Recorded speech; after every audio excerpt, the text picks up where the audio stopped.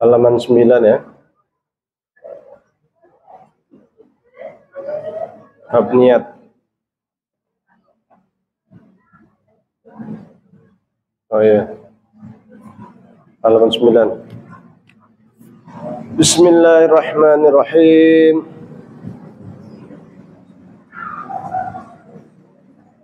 Assalamualaikum warahmatullahi wabarakatuh.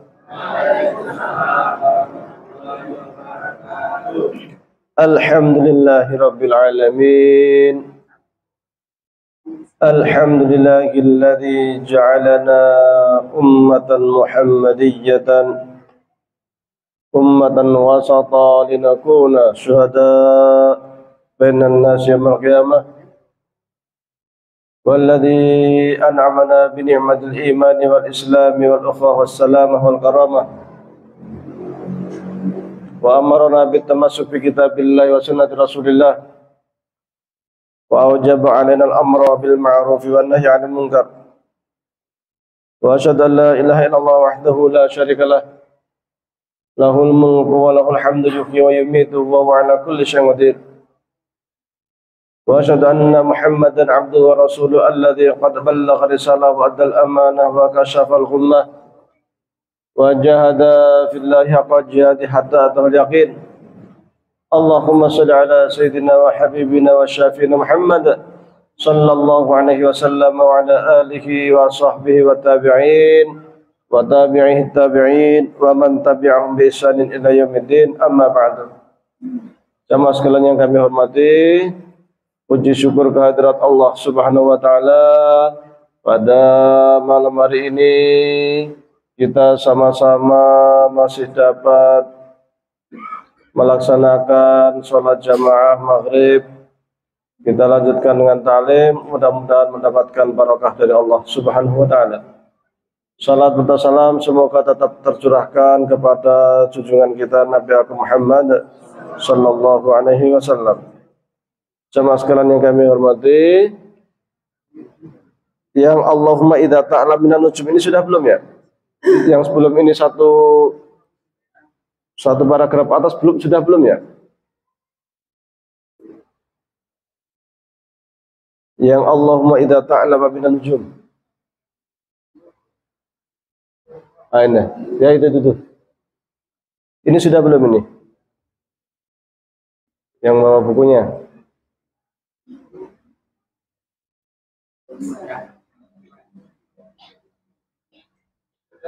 Sudah ya? Berarti bab niat benar ya? Faslun fin niyyati fi halati ta'allum. Bab niat untuk belajar. Sebelum kita masuk ke bab niat ini, saya coba ringkas yang kemarin saya sampaikan, bahwa terkait ilmu ini, yang pertama ada namanya ilmu fardhu ain. Yang kedua ada namanya ilmu fardhu kifayah. Ada yang ketiga namanya ilmu yang haram dipelajari. Jadi ada 3 ya. Adapun ilmu yang fardhu ain itu adalah ilmu yang wajib diketahui oleh setiap muslim. Jika ia tidak tahu maka berdosa. Jika ada orang tua anaknya juga tidak tahu, maka orang tuanya berdosa karena tidak mengarahkan atau mengajari anaknya terkait dengan ilmu fardhu ain. Ilmu fardhu ain itu terkait dengan 3 hal. Pertama, ubudiyah, cara beribadah kepada Allah Subhanahu wa taala, mengetahui la ilaha illallah Muhammad Rasulullah. Ini setiap muslim harus tahu, karena ini terkait dengan ilmu yang fardhu ain. Yang kedua terkait ibadah. sholat, puasa, ya ini wajib tahu. Zakat sesuai profesinya, haji bagi yang mampu. Setiap muslim wajib tahu sholat, rukun dan syaratnya. Sekiranya seorang muslim tidak tahu sholat, rukun dan syaratnya, maka dia berdosa. Tahu puasa, rukun dan syaratnya, sekiranya tidak tahu, maka ia berdosa, karena ini terkait ilmu yang fardhu ain, terkait dengan ibadah, termasuk haji bagi yang mampu. Kalau yang belum mampu belum kena kewajiban. Yang ketiga terkait muamalah, harus tahu mana yang halal, mana yang haram. Mencuri itu haram, korupsi itu haram. Seneng kan halal. Berzina itu haram, ya. Minum minuman keras itu haram, harus tahu. Sekiranya tidak tahu itu berdosa. Yang keempat terkait dengan akhlak. Berarti ada 4 ya. Bahwa berbohong itu terlarang, bahwa jujur itu dianjurkan, bahwa amanah itu wajib, bahwa khianat itu dilarang. Jadi ini terkait ilmu fardhu ain, ya. Ada yang terkait dengan ubudiyah, terkait mengetahui tauhid, la ilaha illallah Muhammad Rasulullah. Ada yang terkait ibadah, sholat, puasa, zakat sesuai profesi, haji jika mampu. Ada yang terkait dengan muamalah, yaitu mengetahui halal dan haram. Dan yang keempat terkait dengan akhlak, yaitu etika kita sehari-hari. Baik etika itu terkait dengan Allah, terkait dengan diri sendiri, terkait dengan orang lain, maupun etika terkait dengan alam di sekitarnya. Ini yang fardhu ain. Yang kedua yang fardu kifayah, seperti belajar kedokteran. Sekiranya ada di antara kita yang sudah belajar kedokteran, maka kita semua tidak terkena beban, kita tidak terkena dosanya. Tetapi jika satu Temanggung tidak ada seorang pun yang tahu kedokteran, maka kita semuanya terkena dosanya. Kenapa? Karena sekiranya ada yang sakit, nggak tahu harus pergi kemana, ujung-ujungnya pergi ke dukun. Nah, ini kan haram. Nah, nggak boleh. Maka harus ada yang jadi insinyur, harus ada yang bisa membawa mobil dan lain sebagainya. Ini fardu kifayah, harus. Maka di dalam Islam thalabul ilmi fardhah, menuntut ilmu itu sebuah kewajiban, baik itu yang fardu ain atau fardu kifayah. Fardu kifayah sekiranya sudah ada yang belajar 1-2 orang, yang lainnya gugur.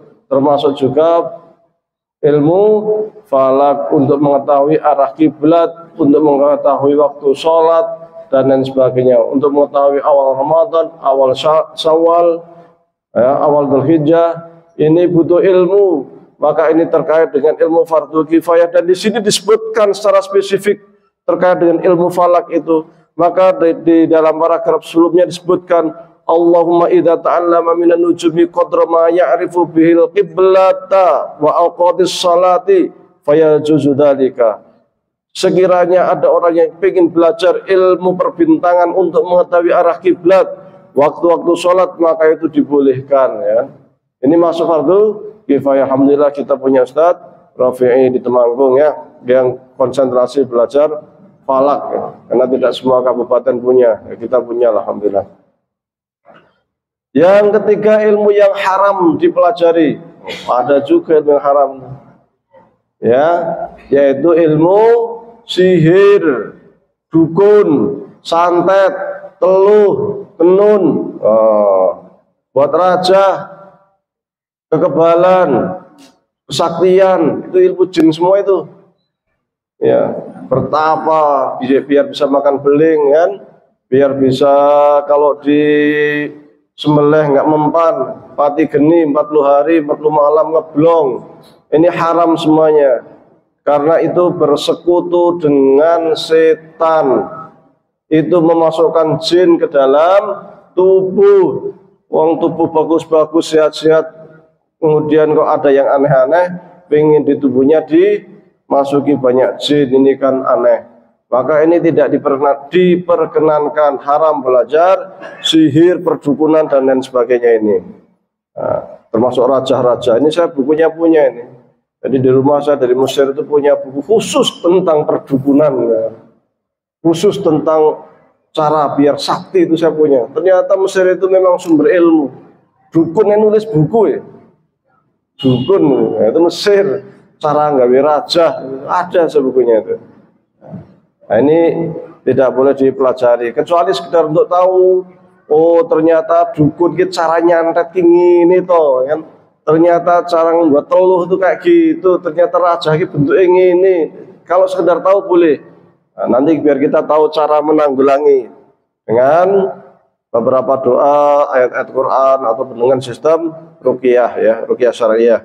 Ruqyah itu pengobatan yang sesuai dengan hukum syariat. Itu boleh kalau belajar sekedar hanya untuk tahu cara kerja mereka, tahu bagaimana jin itu bekerja sama dengan dukun, bagaimana jin itu terbang kemudian masuk ke tubuh manusia, kemudian diam di tubuh manusia, kemudian membuat penyakit di sana. Nah, itu boleh kita sekedar tahu. Tetapi kalau kemudian kita bekerja sama dengan jin, dengan pati geni, dengan ngeblong, dengan apa macam-macam, maka hukumnya haram. Itu ilmu yang haram dipelajari, dipraktekkan. Baik, kita lanjut faslun. Ya, yang punya bukunya silahkan dibuka. Faslun fin niyyati fi halati ta'allum. Faslun utawi lagi. Faslun pasal fin niyyati terkait niat. Pasal itu maksudnya bab ya. Faslun iku bab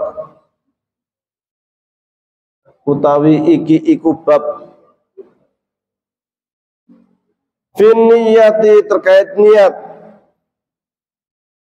Fi halit ta'allum dalam kondisi belajar. Dalam belajar.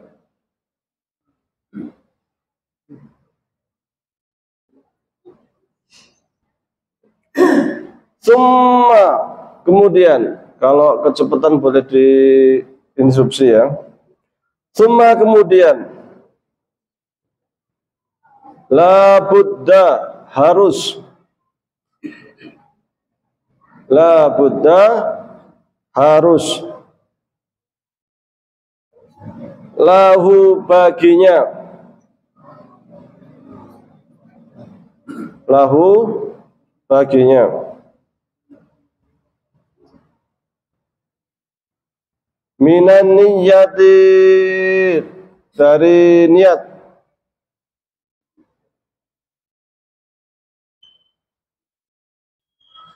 minan niyyati dari niat, fi zamani ta'allumil ilmi saat belajar, fi zaman itu saat waktu ta'allumi mempelajari al ilmi ilmu.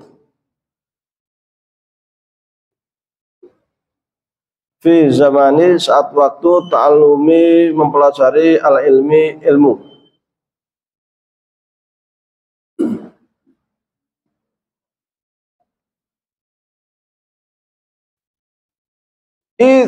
Dikarenakan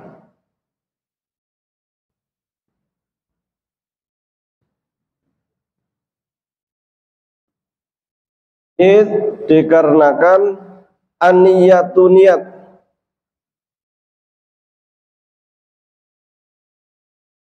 dia adalah niat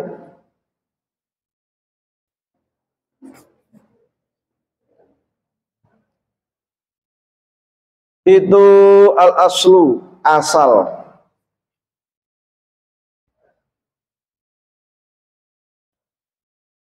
al-aslu asal,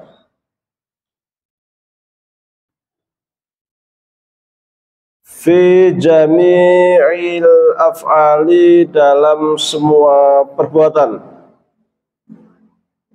fi jami'il af'ali, di dalam semua perbuatan.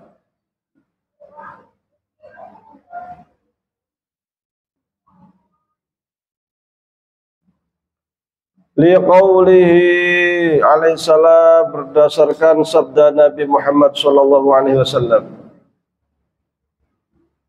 Liqaulihi alaihissalam, berdasarkan sabda Nabi Muhammad sallallahu alaihi wasallam.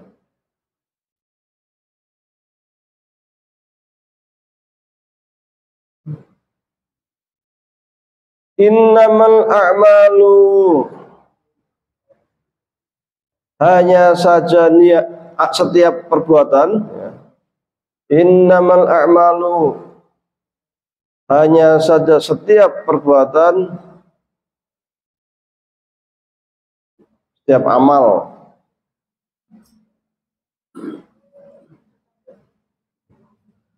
Itu binniyati, bergantung dengan niatnya.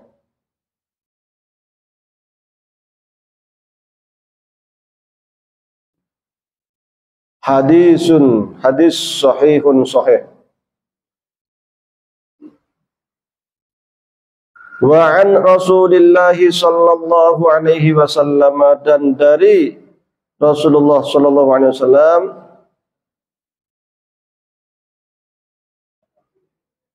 kam, betapa banyak. Nah, kita terjemah dulu, setelah itu baru kita terangkan. Kam, betapa banyak. Min amalin, dari suatu amal. Min amalin, dari suatu amal.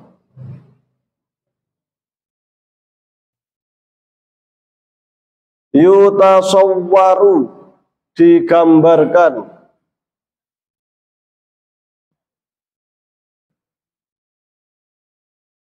Yutasawwaru, digambarkan. Bisurati amalid dunya, dengan gambaran amal dunia.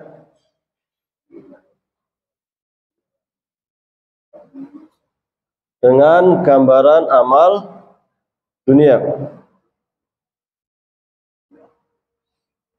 Summa, kemudian.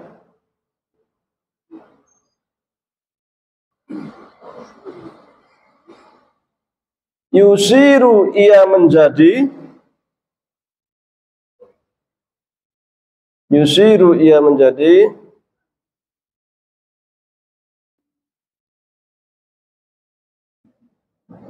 Bihusnin niyati, karena niat yang baik. Bihusnin niyati, karena niat yang baik.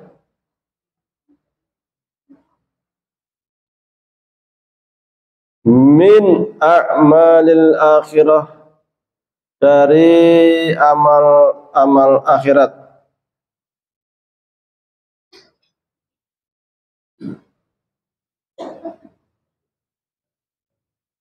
Dari amal-amal akhirat. Wakam, dan betapa banyak.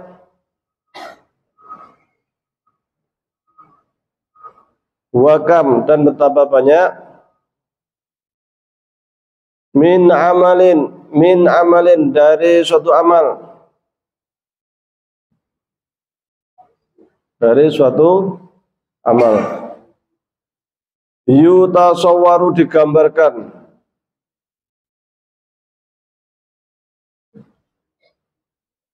Digambarkan.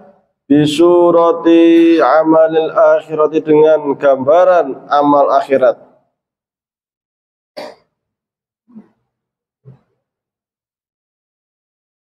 Dengan gambaran amal akhirat.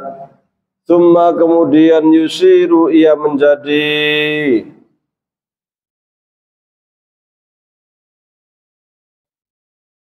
Min a'malid dunya, dari amal-amal dunia. Bisu'in niyati, karena niat yang buruk. Jadi niat ini dalam semua perkara menempati posisi yang sangat penting. Kita dapat mengetahui antara ibadah dan bukan itu dari sisi niat. Maka amal baik harus diniatkan dengan niat yang baik. Jangan sekali-kali salah niat. Kita kalau sudah niat baik, pengen ngaji ke masjid uswatul hasanah, man hamma bihasanatin, dia punya niat baik untuk melakukan sesuatu, kemudian fa'amila dia mengerjakan sesuatu itu, maka dia dapat 2 pahala. Niat nanti malam habis maghrib ada ngaji di masjid uswatul hasanah, saya pengen ngaji, alhamdulillah waktunya luang habis maghrib bisa kesini ikut ngaji, dapat 2 pahala. 1 pahala niat baik, 1 dia itu melaksanakan niatnya. Jadi 2.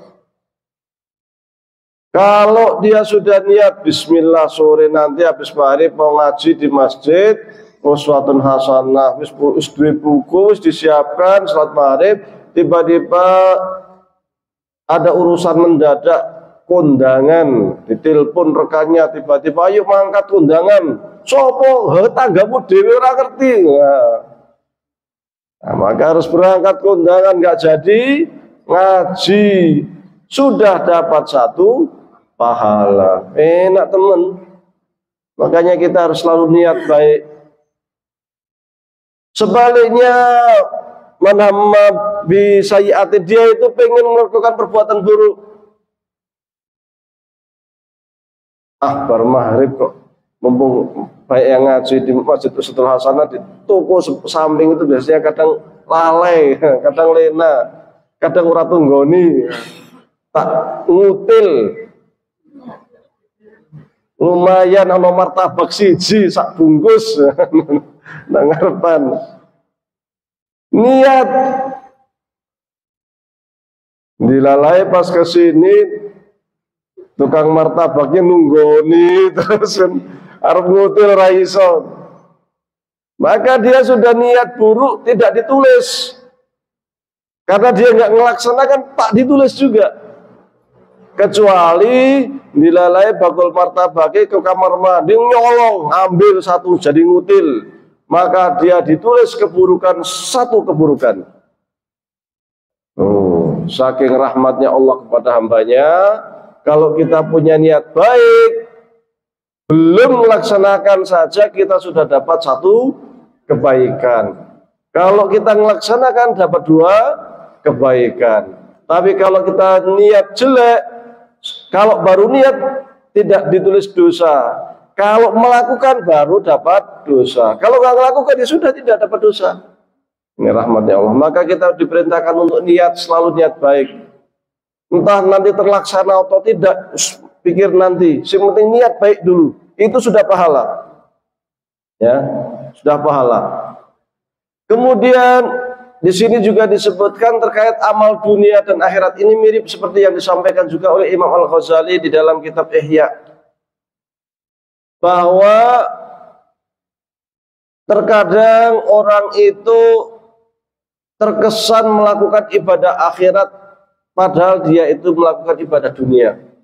Ghazali mengatakan ada itu ibadah dunia, itu ada ibadah akhirat, itu ada. Apa itu ibadah dunia? Ibadah dunia adalah ibadah yang dia itu niatnya untuk dapat dunia. Ngaji jebul-jebuli karena di sana ada cewek ayu yang dia itu pengen PDKT. Nah, ini kan niatnya sudah salah gitu. Jadi ngajinya niatnya sudah salah. Maka dia dapat dunia mungkin, tapi tidak dapat akhiratnya. Jadi dai, apa itu dai ngajak orang kebaikan? tapi niatnya ben dikira pinter. Nah, riya kan, ben terkenal, ben masuk YouTube viral. Nah, ini sudah salah niat. Maka meskipun seakan-akan dia itu berbuat baik, maka dia itu hanya dapat dunia dan bahkan dia berdosa. Sholat apik, melaksanakan kewajiban sholat, suaranya bagus, jadi imam, ternyata pengen dipuji, makmum, wah ternyata imamnya suaranya orang umum apik gitu. Maka sholat yang bagus-bagus, yang suaranya bagus-bagus, yang mestinya jadi imam pahalanya besar, justru mendapat dosa. Karena dia ini ibadahnya dunia, karena dia mencari dunia. Sementara kemudian ada yang namanya ibadah akhirat. Apa saja bisa menjadi ibadah akhirat sekiranya kita itu niat lillahi ta'ala. Ya sholat, ya puasa, ya zakat, ya dagang, ya guru, ya tukang batu, ya petani, ya tukang kebun, ya peternak. Apapun perbuatan dia, jika diniatkan apa yang dia lakukan itu niat lillahi ta'ala, maka dia sesungguhnya telah melaksanakan ibadah akhirat. Dia dagang, bismillah saya dagang, Rasul dulu juga dagang, saya tak nyontoh Rasul sallallahu alaihi wasallam dagang, bismillah sunnah Rasul kan gitu. Saya mengembala kambing, ngingu wedhus ngarit, bismillah Rasul mbiyen yang ngingu wedhus mengembala kambing. Ibadah. Saya jadi petani, bismillah, dulu banyak sahabat yang jadi petani dan Rasul selalu bangga dengan para petani Madinah. Sempat mengatakan ketika ada orang yang mengawinkan kurma, kurma itu dikawinkan, jadi ada pohon yang laki-laki, ada pohon perempuan, nanti dipotong manggare, nanti dipiuk dikawinkan. Kalau nggak gitu nggak berbuah. Nah, kalau orang Arab tahu ini pohon laki-laki, ini pohon perempuan. Ambandino kan tiap hari kan yang dihadapi kan kurma. Kalau kita orang ngerti pohon laki-laki sing kaya ngopo, apa nek sing gendut ki wedok ngono. Ya. Sing dhuwur sing lanang ngono. Nah, kalau mereka tahu, nanti dipotong, nah nanti di piuk. Rasul satu kali lewat orang yang melakukan itu perkawinan kurma. Rasul kemudian mengatakan, kok dikawinkan ya? Rasul kan bukan petani, pernah jadi pedagang, pernah ngurus kambing, tapi kalau petani belum. Maka sahabat mengatakan, apakah bisa emang tidak dikawinkan? Rasul mengatakan, coba saja. Ternyata tidak dikawinkan, orang metu. Yang punya lain, sahabat lain pada kurmanya bagus-bagus, ini kurmanya nggak keluar. Maka kemudian sahabat ini datang ke Rasulullah, ya Rasulullah, kurma saya kok nggak keluar ya? Akhirnya Rasul mengatakan, antum a'lamu bi umuri dunyakum. Soal dunia kalian lebih tahu lah. Silakan berkreasi apapun, mau dagang apa, mau bertani apa, kalian lebih tahu lah. Tapi kalau soal akhirat, soal ibadah, soal hukum, tanya saya. Gitu. Tapi kalau soal berkreasi untuk mencari penghidupan dunia, silahkan kalian lebih tahu. Jadi itu bagian sunnah. Sunnah kan pernah saya sampaikan, sunnah itu menurut para ulama hadis dibagi menjadi 3. Yang pertama sunnah takririyah, yaitu yang disetujui oleh Rasul. Jadi kalau ada sahabat yang bertani kok Rasul nggak ngelarang, itu namanya sunnah. Ya. Ada sahabat makan sejenis apa ya? Sejenis kadal, tapi bukan kadal. Kok sahabat nyate bentuknya kayak kadal, mirip, disate, dipangan air umum. Ya, bukan biawak sebenarnya, mirip tapi dia padang pasir hidupnya. Nah, itu namanya sunnah takririyah. Kalau sunnah qauliyah yang diucapkan oleh Rasul, innamal a'malu binniyat wa innamal likulli imri'in ma nawa. Ini kan sesuatu yang diucapkan Rasul, ini namanya sunnah qauliyah. Ada namanya sunnah fi'liyah, yaitu apa yang dikerjakan oleh Rasul sallallahu alaihi wasallam. Misal cerita Aisyah sahabat Aisyah pernah cerita, ya, istri Rasul Shallallahu Alaihi Wasallam pernah cerita, waktu Rasul sudah meninggal, cerita mengenang dulu katanya. Rasul itu kalau mau ke masjid suka mencium istri-istrinya. Nah, ini kan perbuatan. Ini berarti bagian dari sunnah. Batal pura, wudunya batal enggak? Maka menurut mazhab Hanafi dengan hadis ini tidak batal. Juga yang dipegang oleh Muhammadiyah berdasarkan riwayat hadis Aisyah ini tidak batal. Jadi Aisyah cerita dulu Rasul begini. Nah, atau Rasul mengatakan sallu kama ra'aitumuni usolli, sholatlah kamu seperti saya sholat. Jadi Rasul sholatnya begini, oh Rasul sholatnya gitu ya. Ayo orang sahabat ngikutin, itu namanya sunnah fi'liyah. Ya. Maka semacam ketika ada sahabat jadi tukang batu, sahabat juga ada jadi tukang batu. Ya, namanya Abu Sa'id Al-Khudri. Abu Sa'id ini kerjanya nuduhi waktu.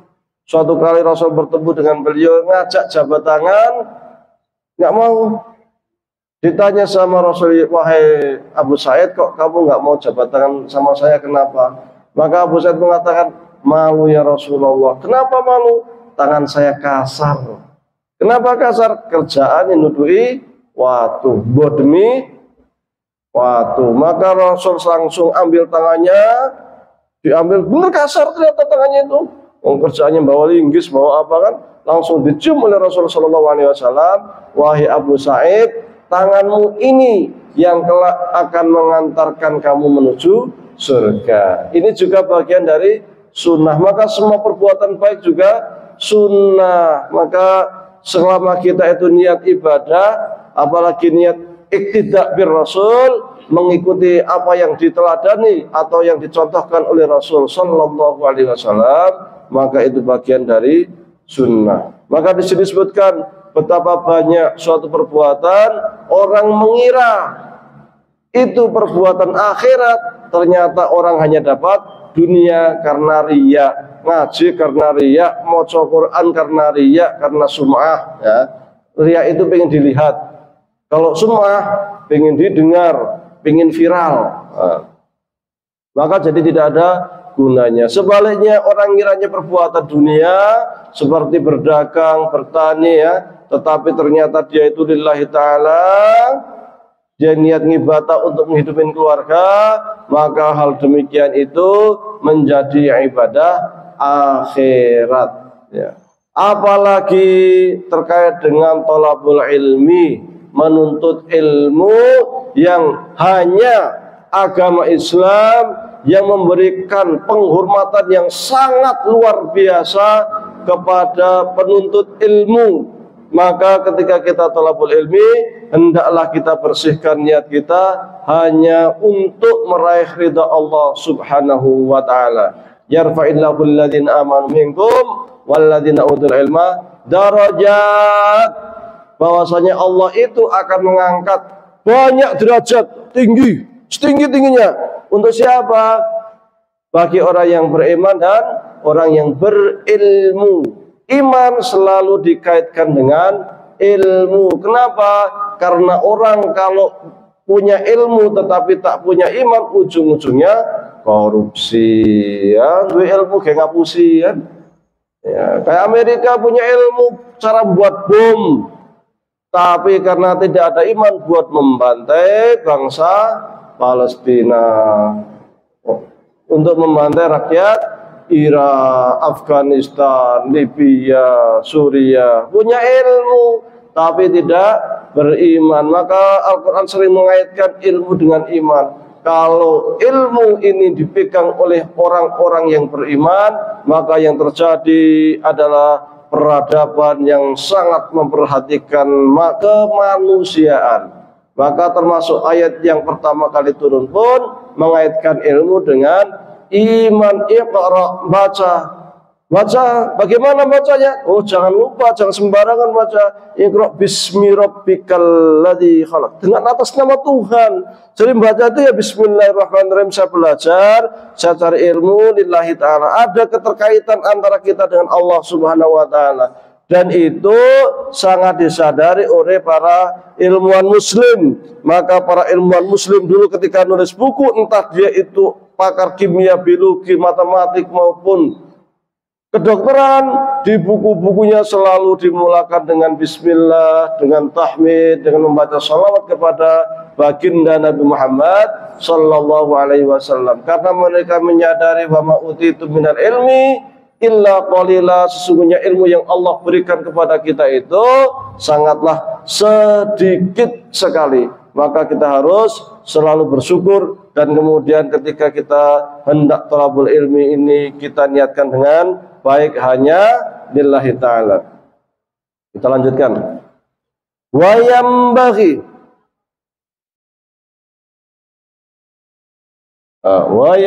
dan yambaghi selayaknya. Mestinya ada wawu, nggak apa-apa. Itu kalau ada wawu namanya wawu istinaf. Kalau nggak ada wawu juga tidak merubah makna. Wa yambaghi dan selayaknya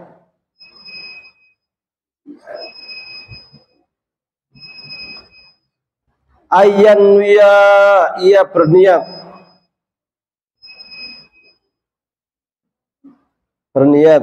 siapa yang berniat? Al-muta'allimu, santri atau siswa atau pembelajar,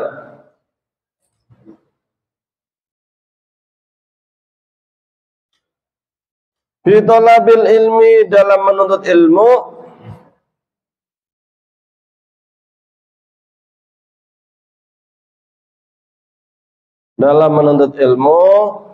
ridha Allahi, akan ridhonya Allah. Jadi ketika kita bismillah hendak thalabul ilmi, niatkan, bersihkan hati hanya untuk mencari ridha Allah. Kalau sudah ada terdetik dalam hati kita sum'ah ataupun riya, maka perbanyak istighfar. Wad-darul akhirata, dan karena akhirat. Ad-dar al-akhiratu, rumah akhirat.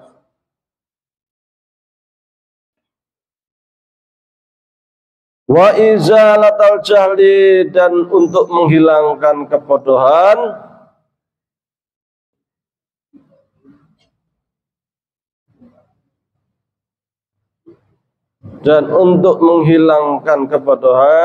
An nafsihi, dari dirinya.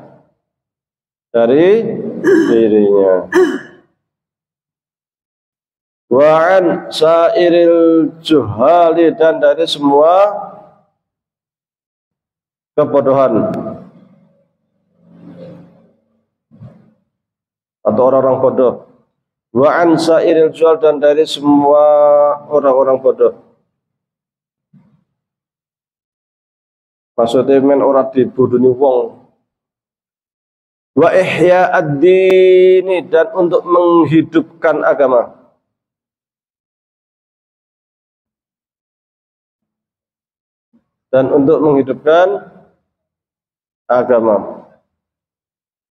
Wa ibqa al-islami, dan untuk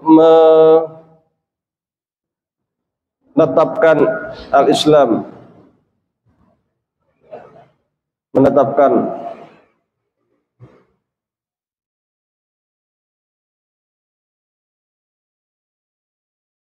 fa inna baqa al-islami, karena tetapnya Islam itu, maksudnya Islam tidak sirna ya, baqa itu kan tidak sirna. Fa inna baqa al-islami, karena tetapnya Islam itu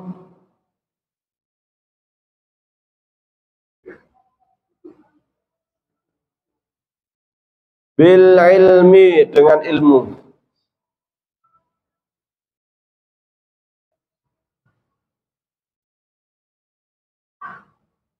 Wala yasihhu, dan tidak sah.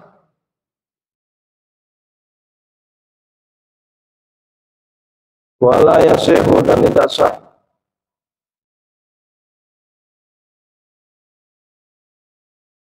Apa az-zuhdu, zuhud.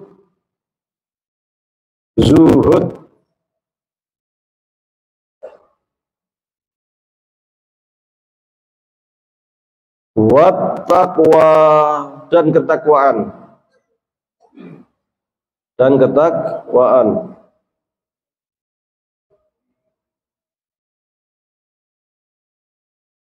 ma'al jahli, bersama dengan kebodohan.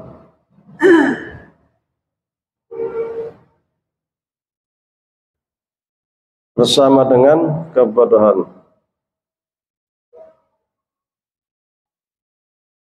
Wa ansyadana, dan telah membacakan nasyid kepada kami, lagu maksudnya, menyenandungkan sebuah lagu kepada kami.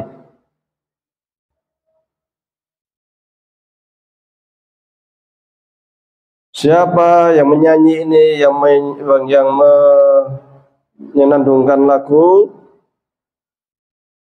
dia adalah Asy-Syaikhu Yai Al-Imam Al-Ajal, ini julukannya, Al-Ustadz Burhanuddin Shahibi Al-Hidayah, penulis kitab Al-Hidayah.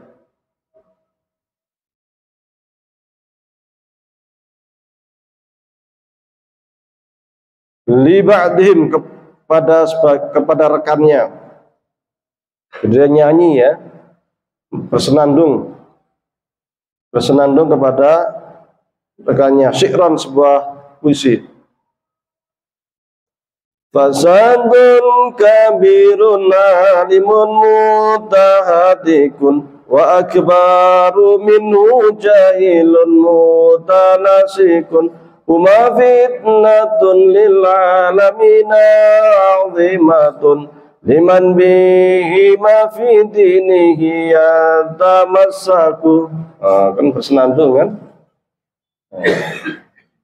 Fasadun kabirun alimun muntahadikun wa akbaru minhu jahilun mutanasikun huma fitnatun lil alamina azimatun liman bihi ma fi dinihi yatamassaku.